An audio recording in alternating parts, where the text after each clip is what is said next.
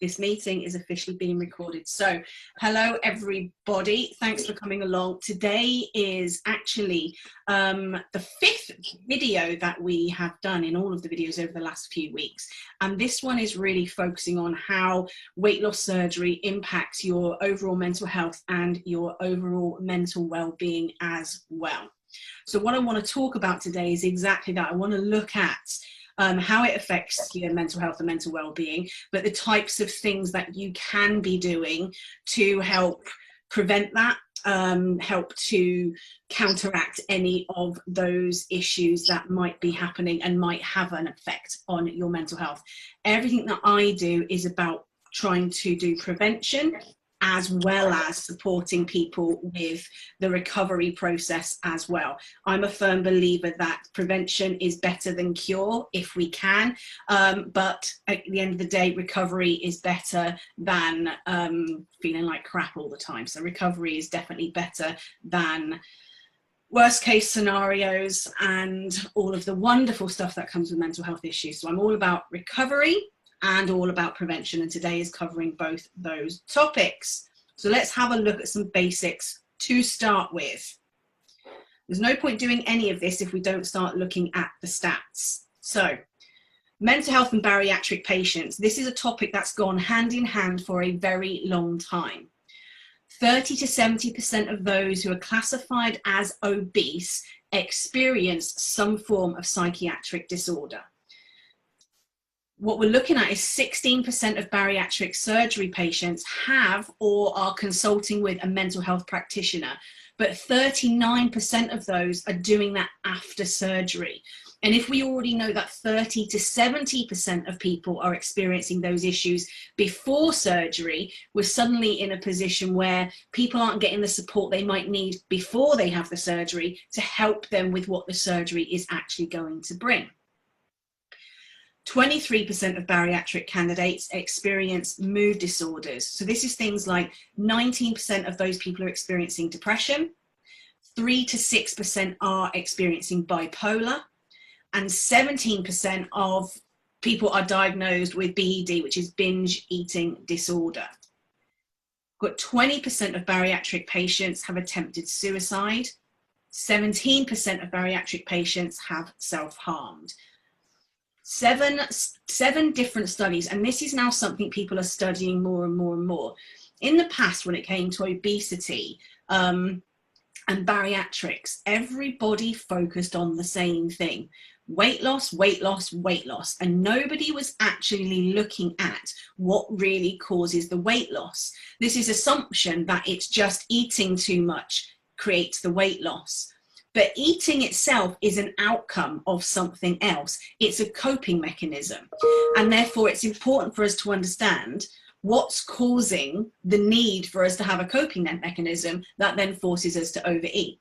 So more and more studies are now focusing on that element as well, with regards to what are the psychological elements of bariatric surgery. So there's 7 different studies that have been recently done, and what they showed was between 8 and 74% decrease in depression symptoms after surgery, which is why more and more doctors are now recommending to people who are in the obese categories to have surgery, because it not only helps with your physical health, but it's a huge boost to your mental health as well. Post-surgery, 15% of bariatric patients see their depression symptoms decrease. Now, what this really means is a lot of those issues that may have been related specifically to the weight, they can be reduced. Those of us who are already feeling great because we've got the weight loss. For those of us who may have been experiencing low moods before that, it starts to lift us. But it doesn't mean it resolves everything. What we have to remember is weight loss surgery does not resolve our mental health issues. What it does is it starts to release some of the pressures and some of the stress we might be feeling because of our obesity. But it's still down to us to manage the mental health side of the process. Now, the way it works is after surgery, you're going to be dealing with quite a lot. And for those of us who are going through it, we already know this, but sometimes it might just be a really good reminder. And for those of you who haven't had your surgery yet, it's really important to be aware of this. I don't want anybody to be scared of what's coming, because I think almost everybody says the good outweighs the bad, but you want a few less bumps in the road if you possibly can. So one of the things most people experience is a negative body image. So although people have lost the weight, what they see when they look in the mirror is not what they like. It could be that they've still got that image of the fat person they didn't like.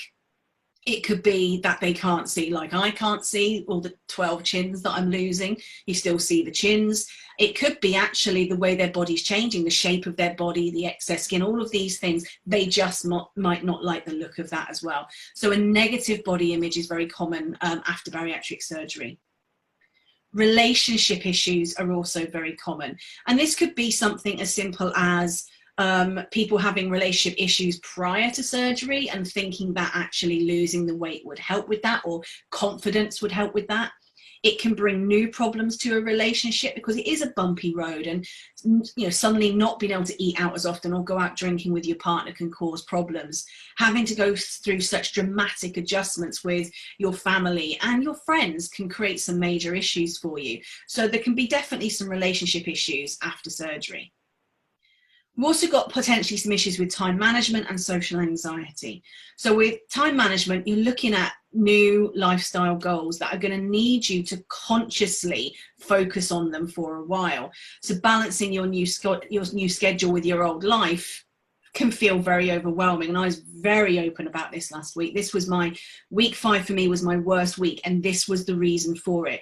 Trying to balance my new schedule and my new regime with what my old work life was like felt almost impossible. And I just felt like I was completely overwhelmed.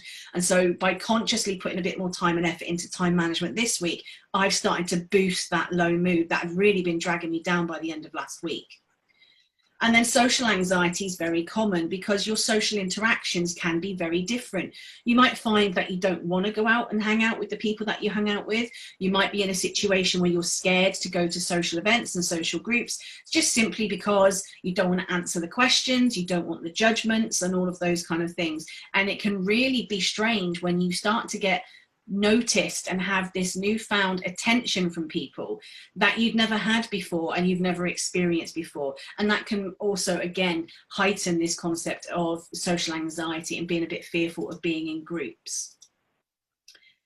Each of these issues can cause a lot of stress after your surgery. And if you look back at the previous video, we talk about how stress then, sadly, affects our weight loss as well. So it's really important to understand what's happening to us after surgery, what's happening to our mental health and our thought patterns, our behaviors and our feelings, so we can try to counteract them as soon as possible and improve them as soon as possible, so that we can have a healthy mind, which helps with a healthy body, that helps with that ongoing weight loss, which is what we all want.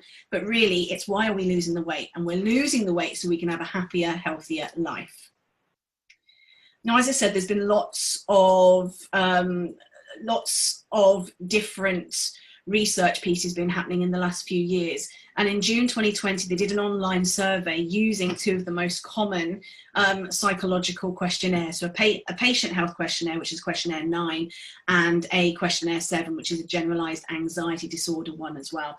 Now, in the world of psychology and psychotherapy, we use these to identify the different levels that people might be with regards to the different mental health issues. And they used it to be able to identify what was happening to people post-surgery. And the results were in that 30.4% were developing depression and 33% had developed anxiety, whether that be generalized anxiety, OCD, or health anxiety post-surgery. So the conclusion really for that is there's a higher prevalence of depression and anxiety disorders in bariatric surgery patients, especially within the first 2 years.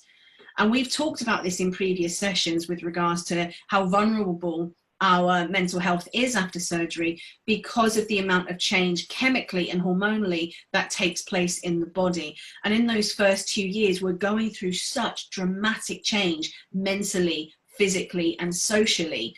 Change can create that high level of stress, and stress is like a gateway to all of those mental health areas. So what, obviously, as you can imagine, all psychologists would recommend is that in order to tackle the life after bariatric surgery, if you are experiencing mental health issues, they recommend you go down 2 forms of resolve, which is medication, so anxiety medication, depression medication if you can, if it's needed, increase your dosage potentially, or change your medication if you're already on it if you need to. But also the psychotherapy side, which is the 2-prong approach that I would recommend to as many clients as I can. And that is, the medication removes or reduces the symptoms, which gives you the freedom of mind to work through what is actually creating or triggering those mental health issues in the first place. So it's that 2-prong approach. Reduce the symptoms, resolve the trigger point. And together, that is how you work through mental health issues. So I wanted to just give you that so you've got a little bit of understanding that if you are experiencing low mood, depression, anxiety, if your health anxiety is increasing and your social anxiety is increasing, if you are finding that you are worried and concerned on a regular basis and it's starting to affect your life, you really are not on your own. It is more common than you think, and it doesn't necessarily last forever. What a lot of people have identified is that increased mental health issues post-surgery can be very temporary, but it doesn't stop them feeling so horrific. So it is important that as soon as we identify them, we're able to deal with them as quickly as we possibly can. Now, for those of you who know me, I talk about my 8 Whys program all the time, but what I wanted to do today is really demonstrate to you how, if you are to break down those trigger points that might be creating that mental health surge for you after surgery and start to look at how to problem solve them in those 8 categories, it becomes a much more manageable process. So you don't have to go, I've got to deal with all of this straight away. You can go, right, I can deal with these little bits step by step, bite by bite, and therefore it won't feel so overwhelming. And what it does is help you to create a really good action plan for your overall mental health and mental well-being. So I'm not going to go into this in too much detail because obviously you've got the previous videos to go through. I think video 1 covers this in a bit more detail. But what you've got there in front of you is the 8 core areas of the 8 Whys model. It starts at the top there with the lovely love heart, which that represents your emotional wellness. The shoe down here represents your physical wellness. To the left here, we've got your spiritual wellness. Directly opposite in yellow is your intellectual wellness. Down here in green is your environmental wellness. Orange is your social wellness. The lilac there is your occupational wellness, and the blue is your financial wellness. These are really important because what tends to happen is the life events we experience, they tend to link to one or more of these wellness areas. And if these wellness areas don't stay balanced, that's when we can start to see our stress levels increase, which means that potentially our anxiety levels, burnout, and our depression symptoms can increase as well. So the key is to really, if we know we've got those signs and symptoms, start to look at which of these areas of our overall wellness have been triggered, balance them back out, and then what we've got is a slightly better way of managing our mental health overall. So that's ultimately what it is, a formula for managing mental health. I call it learning to live the 8 Whys way, and you can learn to live the 8 Whys way for better mental health, better mental well-being, and in this case, bariatric success as well. If you want to know more about it, the video, as I said, is on the under features on the Facebook page. You can head to the website for a bit more information, and obviously I talk about it all the time. The book is out there as well, so I'm not going to go into that in a lot more detail. But what I want to do is help you out to show you how you can break it down and to identify the types of problems that you might have with regards to each of these 8 and what you can do to implement pretty much straight away to start counteracting them and start getting that balance in place and reducing the stress levels, therefore reducing the signs and symptoms of longer term mental health issues like anxiety and depression. So number 1, we've got emotional wellness. It always comes first because obviously we tend to feel things before anything else. So we focus on emotional wellness first. So the problems that you might have post-surgery emotional regulation. Our emotions can feel like they are completely all over the place. For lots of different reasons. It could be that we're struggling with food. It could be that we're struggling with water intake. It could be that, you know, it's really hard to manage everything with a family, or it's really hard to manage everything now we've gone back into work. It could be that you really miss the lifestyle you had at Christmas. There's so many different reasons as to why we might feel that emotional regulation. And what I mean by emotional regulation is that emotions are controlling you and you're not able to regulate them and manage them. So in order, if we know the problem is emotional regulation, to regulate your emotions, the first thing you've got to do is be able to identify the emotion you are feeling. And I have put in the features again, there's the document there, the emotions wheel, to help you do that. When you know the emotion that you're feeling, you then need to be able to identify the cause of that emotion. So what has happened that day, that week, that month? What has triggered you? So when you know the cause of the emotion, you can then start to problem solve that particular cause. But again, remembering these two children on a seesaw, emotional child is high. To balance the emotion, you've got to bring the logic in, you've got to bring the rationale in. So you've got to start looking at what is the reason I'm feeling this, and what can I think about doing to actually bring in that logical thinking to balance it out a bit more. So that's if you've got emotional irregulation. Now, if over a period of time you've naturally developed what we call a conditioned negative mindset. You know, the people ask you, is the glass half empty or half full? That kind of concept. The truth of the matter is, if anybody ever asks you, it doesn't matter, because you've always got the glass, and that's what we're really looking for you to answer, okay? There's a little bit of insight for you. It's irrelevant what you've got in the glass. The fact is, you own the glass, so you can have whatever you want whenever you want in it. But a conditioned negative mindset naturally leads towards what's going to go wrong, worst case scenario, or that internal dialogue of, I can't do this, I'm going to mess it up, I'm going to fail again. All of that rubbish that clogs us up. The only way to handle a conditioned negative mindset is to reframe your mind. And the way to do that is identify the negative thought you're having, ask yourself, what if the opposite of this were true? And then ask yourself it, and then focus on what that would look like. When you focus on that thought, you repeat it as often as necessary. Remembering, practice makes perfect. If we can learn something consciously and we can reframe our mind consciously, eventually practice, it becomes part of our subconscious. And before you know it, your mindset has changed. But you have to commit to the process. And if you had the problem of dysfunctional eating behaviors, what we know is this is led by emotional eating, and you need to be able to handle the emotional eating side of it, because that's going to be the biggest downfall of bariatric success if we don't. So you've got to identify mental hunger versus physical hunger. You need to stop, you need to think about that and really be able to identify which one you're experiencing. You need to focus on the 20-20-20 concept of mindful eating, which every single dietitian is telling us all now. It's a good way of stopping, living in the moment, and not doing what certainly I do, which is like that. Well, keep going. I've got no idea of just eating a pack of biscuits. And then I want more biscuits because I never realized I ate one in the first place. So you've got to do the mindful eating. You've got to be really prepared to counteract it. So if you know you're an emotional eater, and you know that stress is what causes your emotional eating, you need to be prepared to manage the stress and counteract it when it kicks in.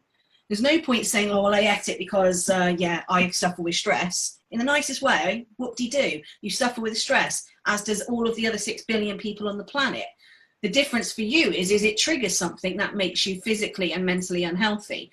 So it's up to you to identify the ways to be prepared to handle that stress in a different way. And then the other one is remove the guilt. And when it comes to eating, especially when we overeat or we get those days wrong where it just doesn't work, we tend to have guilt. And the reality of it is, guilt comes from, we've created this almost like our own list of 10 commandments in our head, and we've told ourselves that they are completely accurate and they're right, and if we don't follow them, then we are really bad, evil, disgusting, ugly people. When the truth of the matter is, they're your commandments. You made them. If they don't work for you, change them. That's the power that you have when it comes to emotional eating. But we're going to cover emotional eating in a lot more detail in the weeks ahead. When you are looking at your physical wellness, your problems are things like your food struggles, your aches and pains after surgery, and your exhaustion and your low energy. So with regards to the food struggles, you need to focus on your gut health and your nutrition. Because ultimately your gut is what we classify as the second brain. It's the trigger point for a lot of mental health problems. So you've got to make sure that you keep a healthy gut. That means your water, that means your nutrition, and it also means not eating or overeating the slider foods, because actually what happens in your gut, if you have too many in your gut, it seeps out or it leaks from your gut and it goes into your bloodstream. And that's when we have those worst case scenarios with our health as well. So we've got to increase our serotonin levels. We need to balance our macros in a healthy way. So we need to, I know the bariatric process is constantly going on at us, get your protein, get your protein, get your protein. But your fiber is equally important, and your fats are important, and your carbohydrates are important. And a balanced diet is also very important. So lead with your protein, 100% lead with it. But don't forget the other parts of the diet as well. Otherwise, your body and your mind just won't be able to function properly. Increase your gut protective foods. So this is those foods that naturally lead to good gut health. So anything that's pickled is really, really good. Kimchi's really good. Sauerkraut's really good. All of these things are really healthy for your gut, and they're very healthy as well. So it's definitely worth having a look at those if you can. Okay, so then we've got plan ahead. Obviously, if you know you've got your food struggles, you've got to plan ahead. Find the foods you can eat. Make sure you've always got them in the house. Make sure you can always take them with you when you need to, okay? Aches and pains are normal after surgery. Everything is reducing, changing, and moving around. And it can be very easy to get trapped in the, oh my God, this must mean there's something really horrific happening, increasing that health anxiety element. But actually what you're going to find is your muscles are aching more because you're losing muscle mass. And unless you're doing something to rebuild muscle, you're just losing muscle mass. So your body's going to ache because you need that muscular support to be able to be a strong frame and to be able to carry you well. So you've got to find the exercises that you can do on a daily basis that help you to manage those aches and pains. So ultimately, your solution to this is move more. I wish it was sit on the sofa and just watch the new Sex and the City. I've looked everywhere. I've read every piece of research you can to find that someone would say Sarah Jessica Parker is the answer to this. But sadly, it's not. We've got to get off our bums and move more. So low intensity exercise, not high intensity exercise, is better for us in the first few months. That's your walking, that's your yoga, that's your swimming. If you want to go out there and lift your 12 kilogram kettlebells, I'm not going to stop you, Sharon. But just be aware that ongoing lower intensity exercises are actually better longer term for your mental health. But don't be scared to push yourself. Get out there and do lots of things and work at what you do like, such as triathlons. And I really do think we should consider a trip to Torquay to celebrate our wonderful person who is going to be doing one soon. Daily stretches. Start your day with stretches, end your day with stretches. In fact, I've got some visuals for stretches you should do every day. I will put them in the group so you can start looking at how you incorporate them. Walking every day. We are, unlike other animals, we are born to be upright, and therefore we need to move in order to keep the upright position functioning.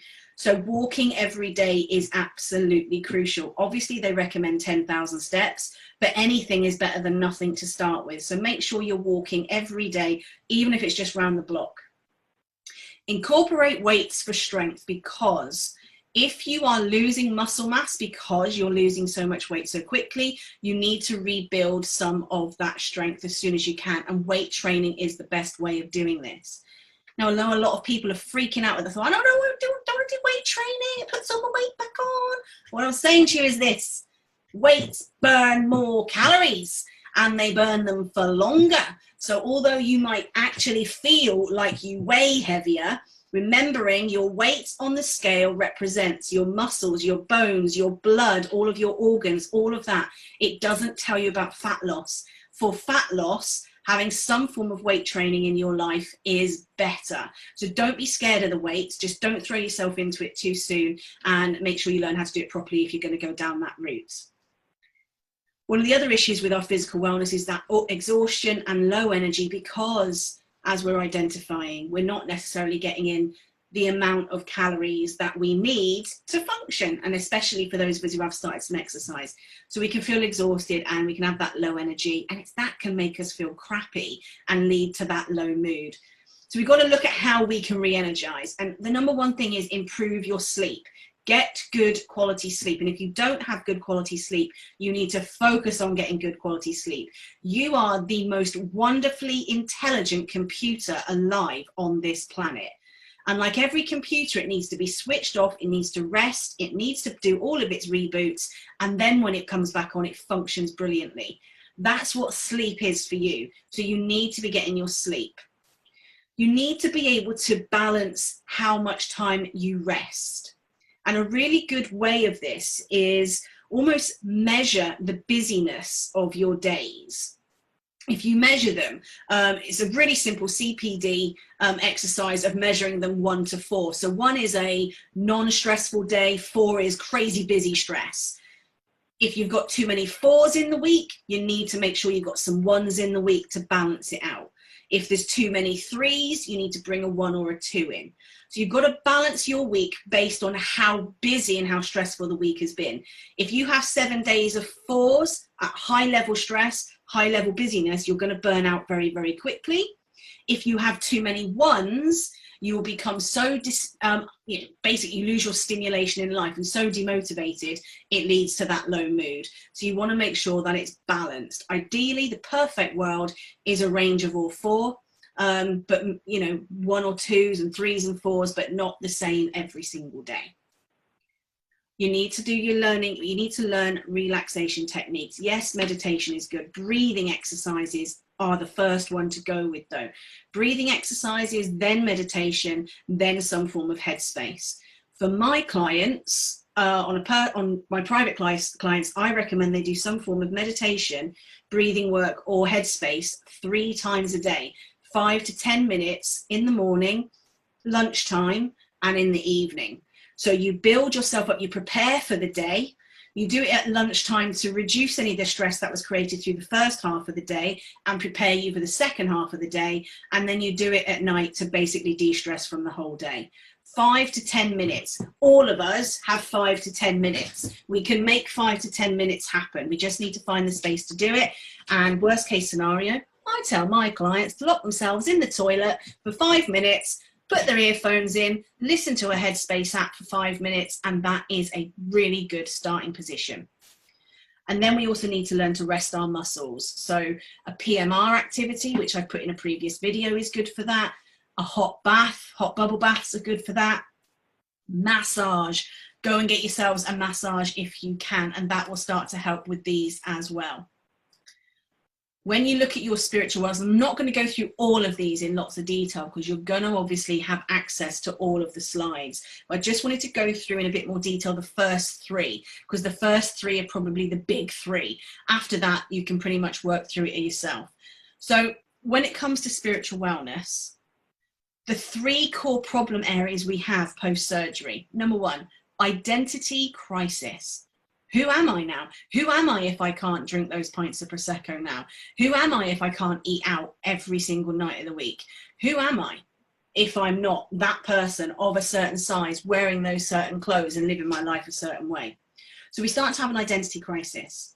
So the way to provide a solution for that is learn to gain self-acceptance. You need to identify your values and your core beliefs. That's because they basically navigate everything we do in life. Everything we do is based on what we believe and our core value base. So we need to identify them. We need to understand them to the extent we need to understand them, so we understand why we respond and we react to certain things and certain people in our life.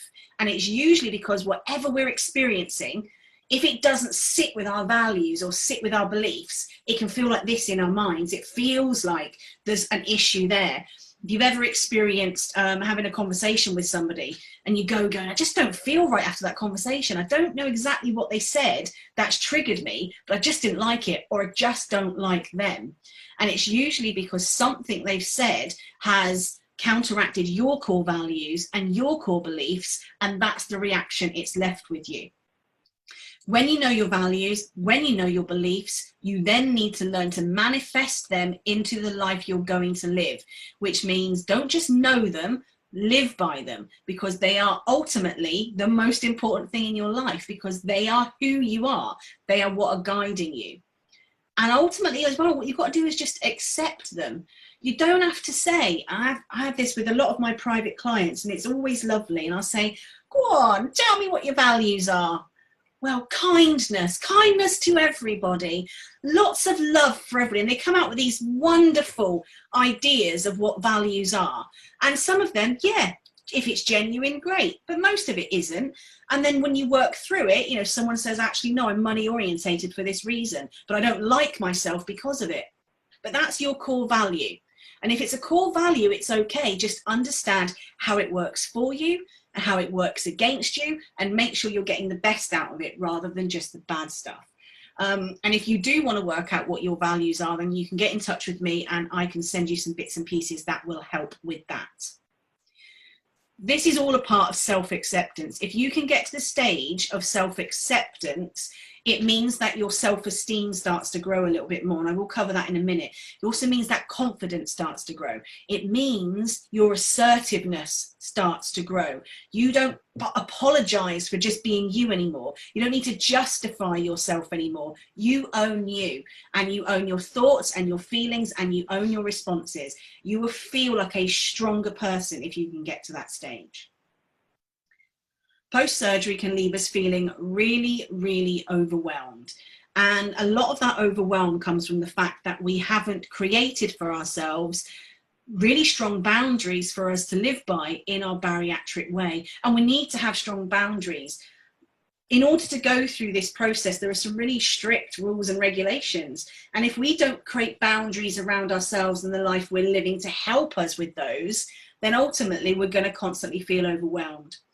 So you've got to look at your life and identify what are the areas that you've got no boundaries.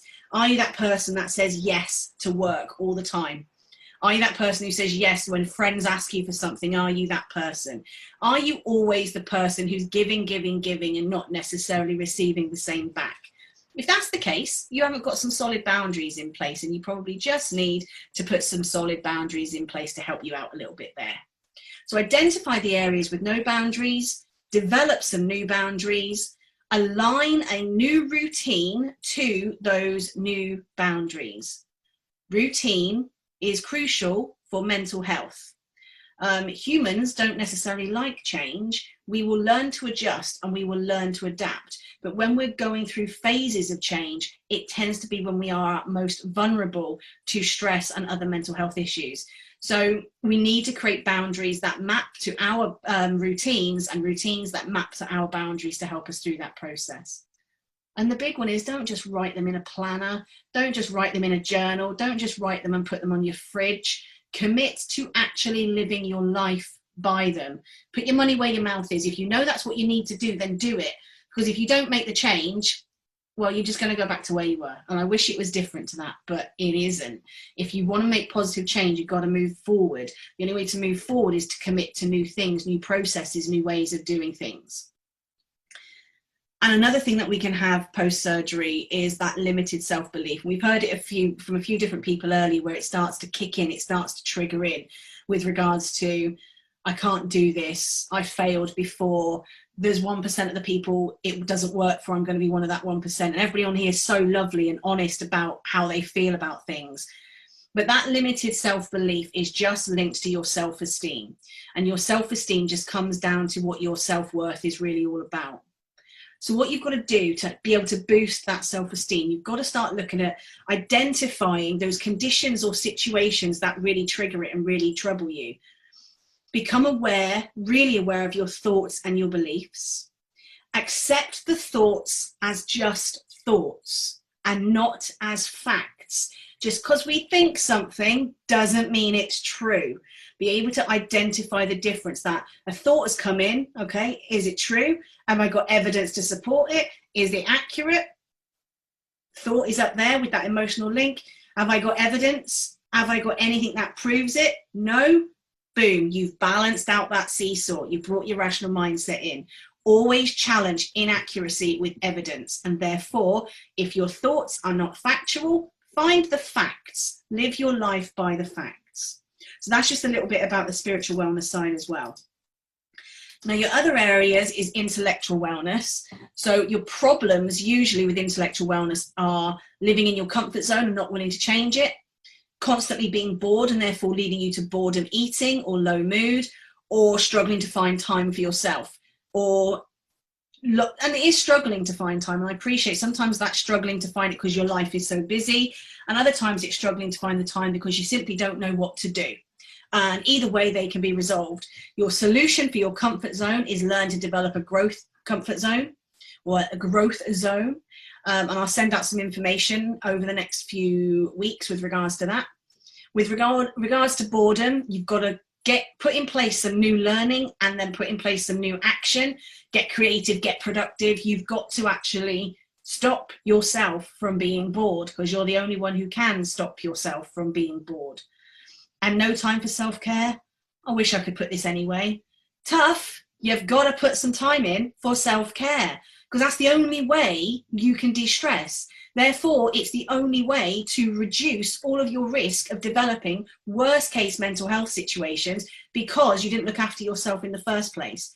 For those of us who've been obese, which is every single person on this call, we did not look after ourselves. I am not gonna fluff it up for you. That's what it is in a nutshell. We put ourselves last. We didn't care for ourselves. We didn't look after ourselves. The number one thing we have to change is make ourselves a priority. We have to make ourselves a priority, put in that self-care, learn some new things, develop some new things, and make us matter, because we do matter. So that's how you're going to counteract your intellectual wellness areas. When it comes to environmental wellness, your core problems are going to be home chaos, no control at work, and living in limbo land, or being in limbo land when you can't be where your safe spaces are. So at your solutions at home, you've got to create a safe environment. And I mean that, know what your danger areas are, declutter what is around you, understand what's in reach that causes you that wanting to reach out and open the cupboard and open the door. And create a special timeout zone for yourself somewhere in your home that when you know things getting on top of you, you can go and hide. If that means you are going to hide behind a shower curtain, hanging around your bath so you can get 5 minutes just to go, perfectly fine. But find yourself the timeout zone so you've got a safe space just to bring yourself back down when everything's getting on top of you. When it comes to work, you need to create a safe work environment. So again, you've got to know your danger areas.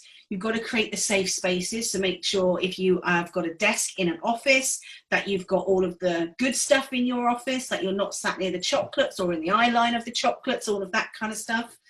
Learn to be proactive, not reactive, meaning if you know going into the office is going to cause you problems, take something with you, change things around, take control where you can take control. And always have a plan A, a plan B, and a plan C. A plan A is what you're first going to come up with, and it might be, right, I am planning to take my lunch into work with me every single day. Brilliant. Now, plan A might all go tits up in the nicest way. If you get into the office and everybody goes, oh my God, I haven't seen everybody for ages, let's do lunch. And you go, okay, oh, and the panic starts to kick in. But it's okay, because you've got a plan B. You know where the best places to go for lunch near your office are going to be. So that's your plan B. And then someone goes, all right, but I think we should go here. It's just opened. I've never been. And you're like, it's cool. I've got a plan C, because I pretty much know exactly what foods I can eat anywhere I go. And therefore, as long as I just focus on them, I'll be okay. Plan A, plan B, plan C. And if you are in doubt of these plans, go back and have a look and watch the wonderful, wonderful TV show that is so close to real life, The A-Team.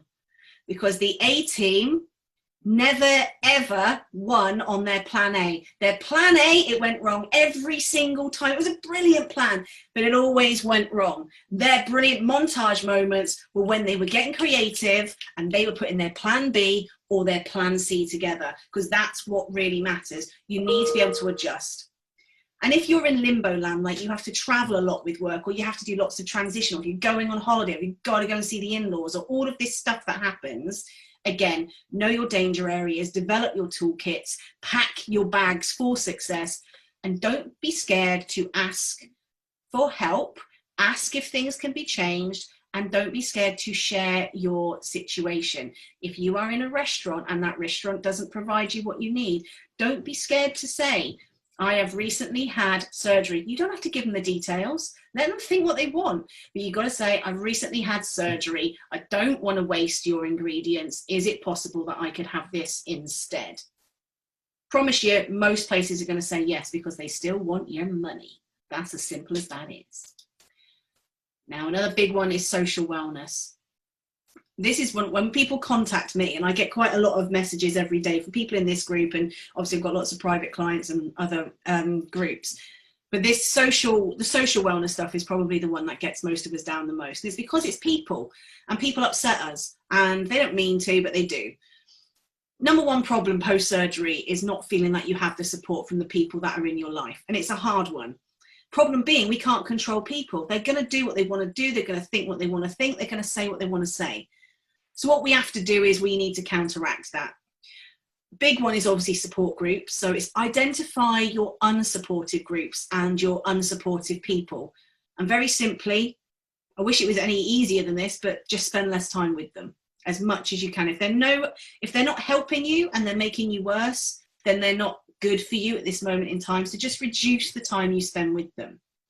Identify the support groups and the supportive people in your life. And the other easy bit, spend more time with them. That's as easy as it can be.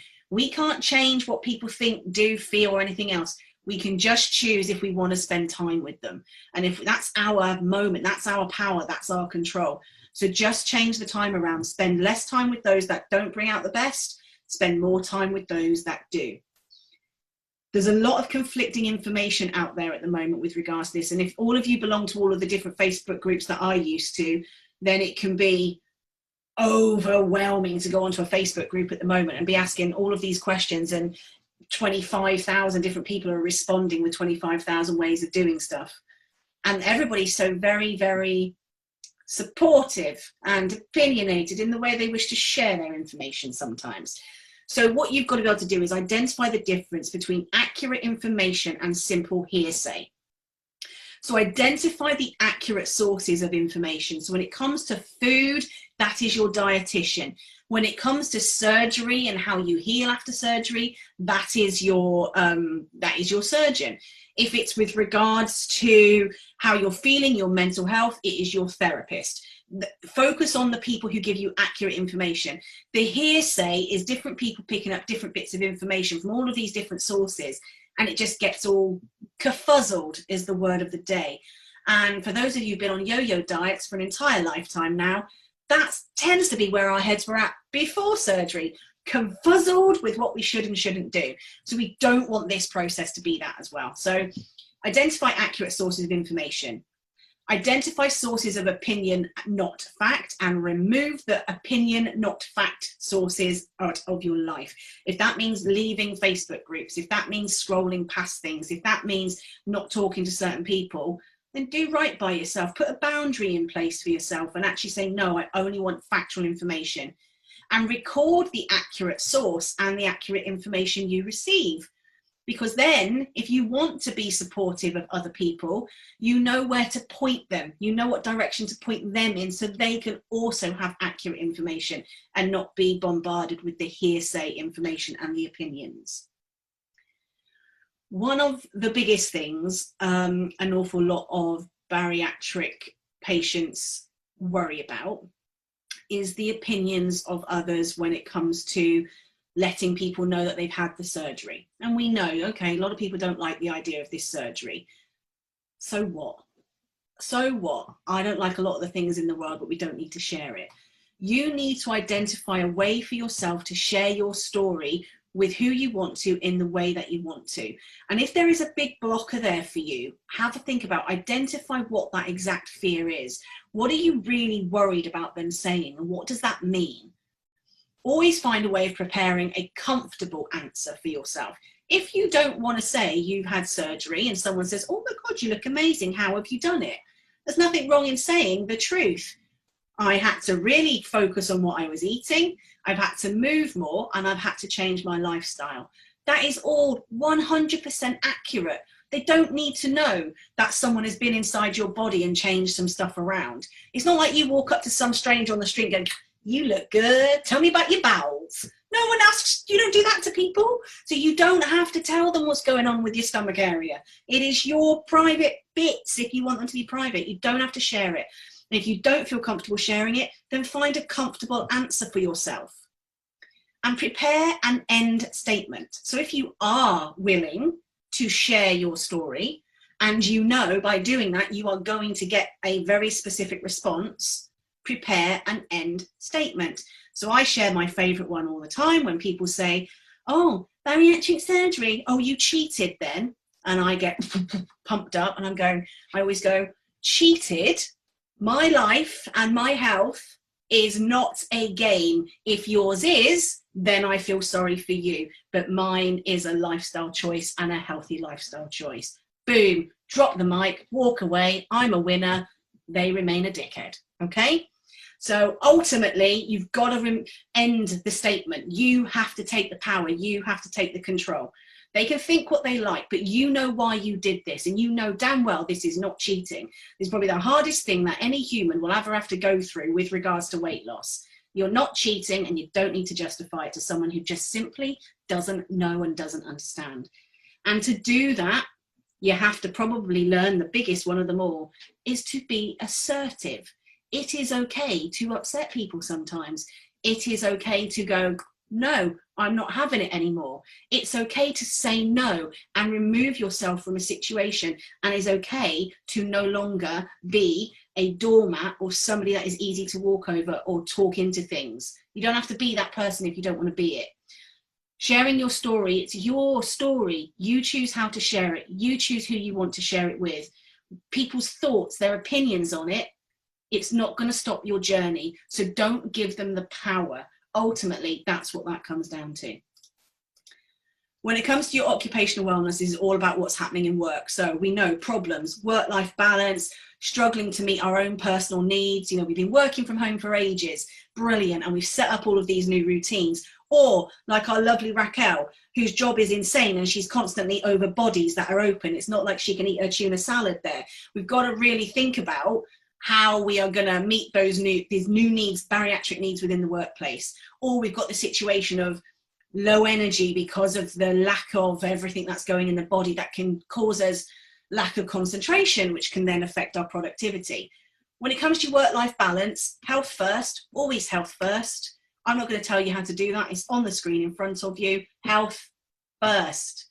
Reality, if you work yourself into the ground for an employer, literally, you worked yourself and you had a stroke or a heart attack because you've worked yourself into the ground for an employer, they would have a job advert out there ready to replace you before your funeral.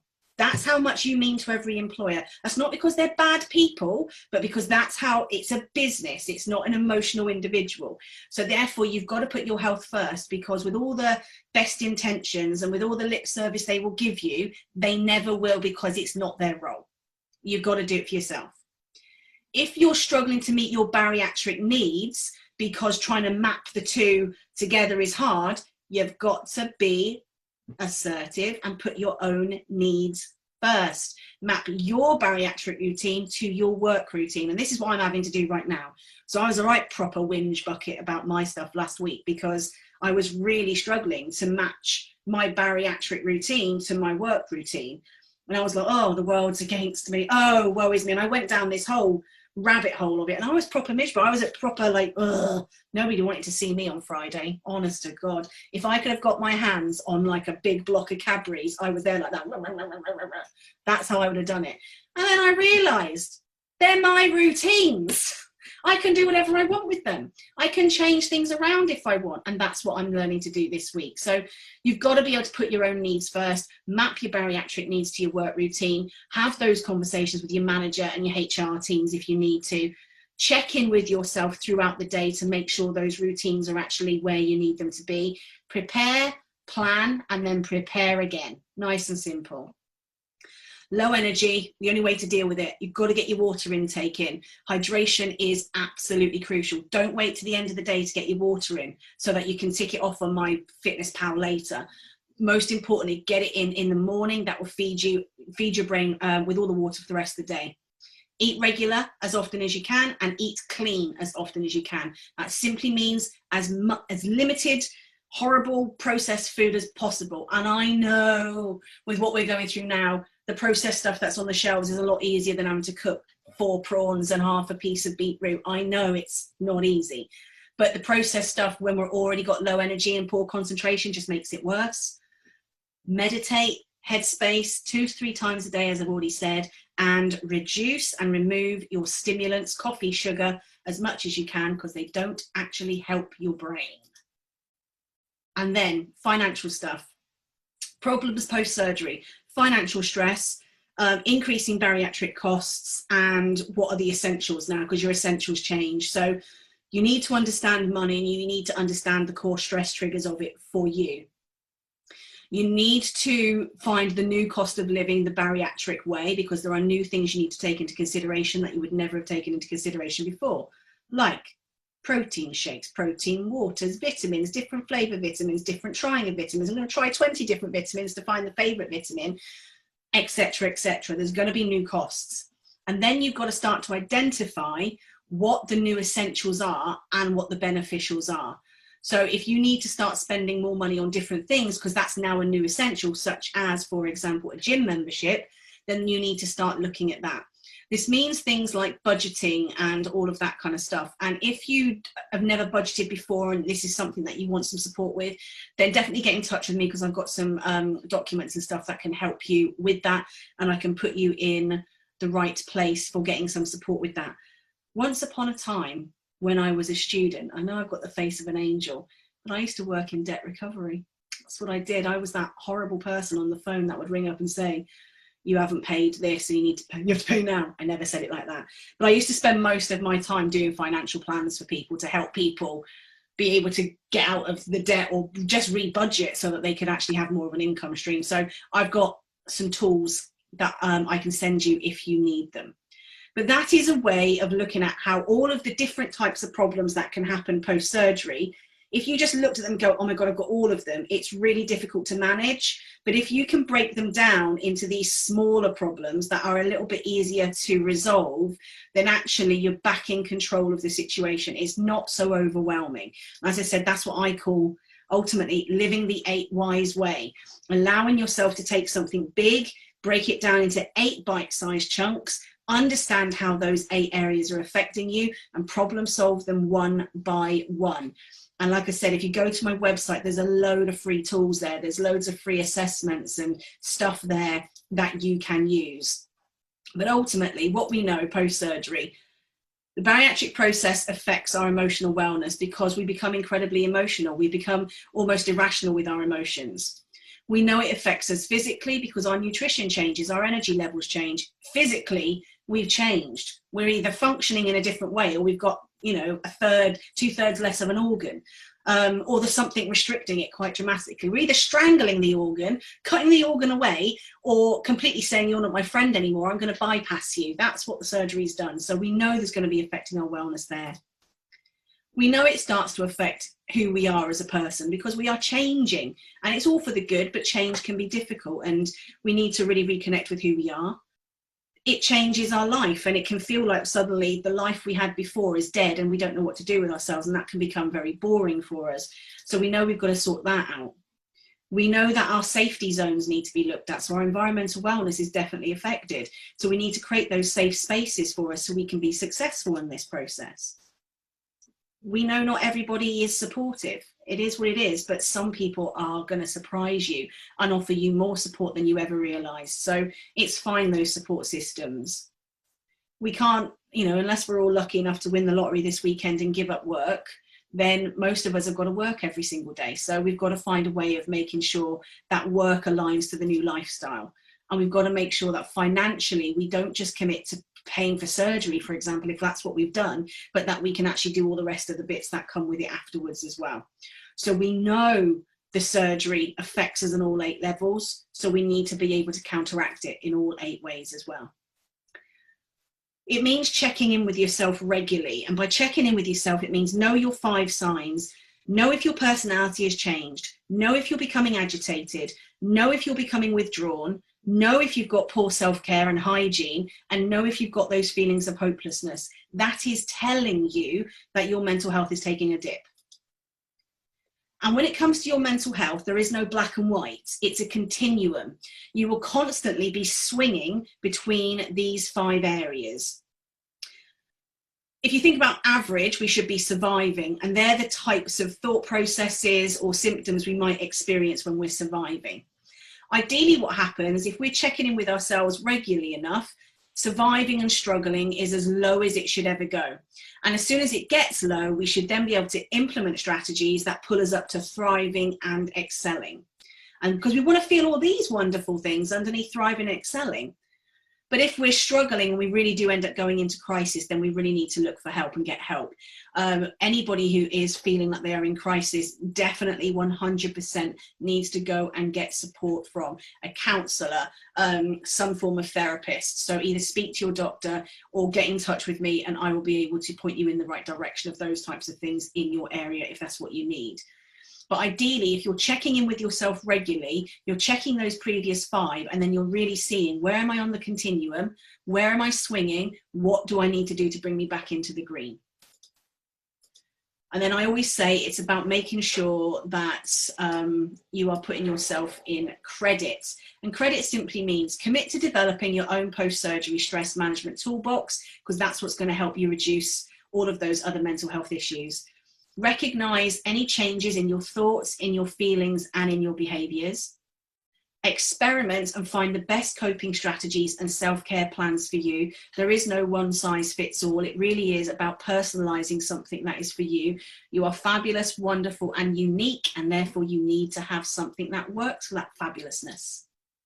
You need to develop your new skills to manage your mental health, and you need to identify your stressors and take action quickly.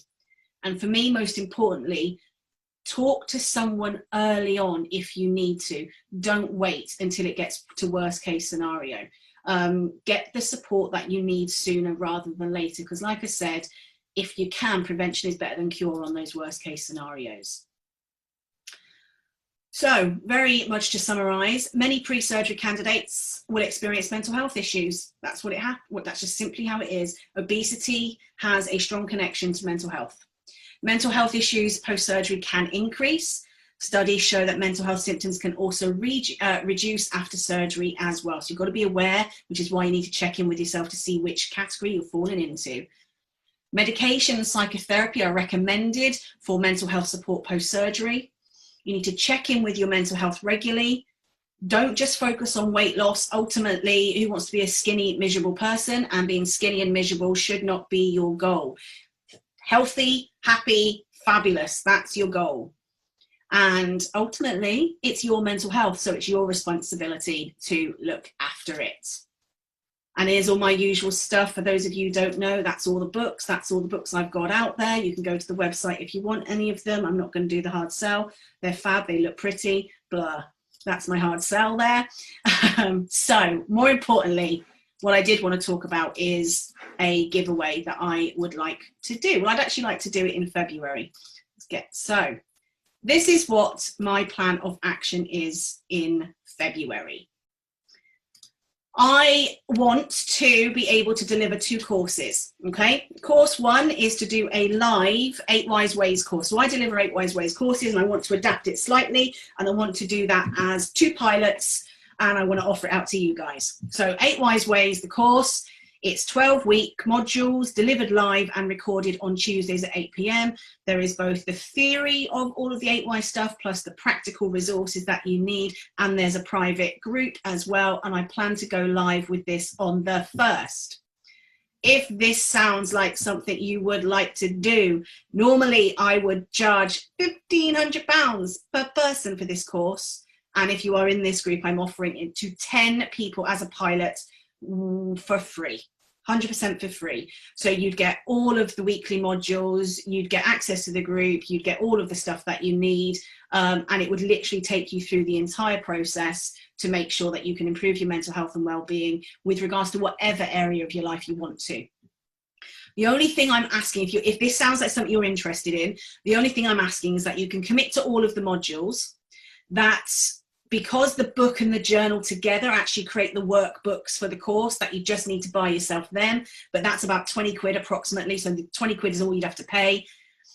Afterwards, you are willing to provide a video testimony about the course and provide online reviews such as Google and all of that kind of stuff.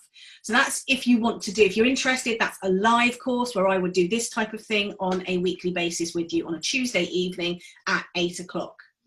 If you want to do it and you know you can't commit to doing lives, absolutely fine. And I also wanted to do this to make sure that, because we've got a lot of people from the States and other countries on here as well, what I'm going to do is do it as an online course only as well, where it'll be weekly modules still.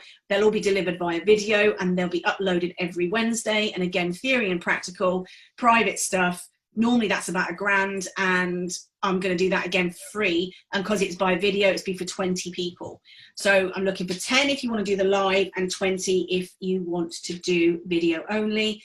Same rules, commit to all the modules, the book and for the workbook stuff, about 20 quid, video testimony, and that. Now, this offer is available, as I said, to both UK people and international members of this group. I'm not offering it anywhere else other than this group. And if anybody's interested, the sign-up date will be the 25th of January. So I don't necessarily need any answers today, but have a think about it if it is something. Again, I'm not doing the hard sell, that's what it is. If you like it, you like it. If you don't, you don't. It doesn't change anything in this group. That's it. But I want to offer it out. And that's my big giveaway for today. Come and have some free stuff. Come and have some free training, get some free support with regards to maybe if you've taken a dip or you want some support with your overall mental health and well-being using the formula I have talked about. And that is it, my lovelies. That is my fabulous, wonderful webinar, the best webinar you've ever seen. I hope you have found it useful and enjoyed it. And yeah, get in touch if you've got any questions about any of it. And I'm stopping the recording now, so thank you very much.